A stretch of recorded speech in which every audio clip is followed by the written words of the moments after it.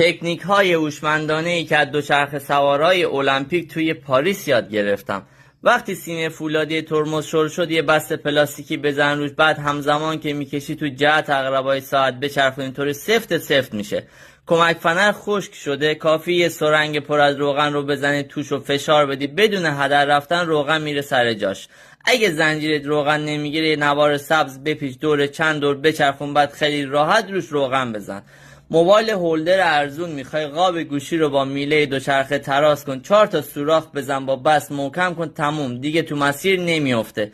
اگه پایه نگه دارنده دوچرخه میخوای یه تخته بردار، شیا رو سوراخ بزن، بچسبون به دیوار، دوچرخت آماده پارک و دیگه استرس نداری.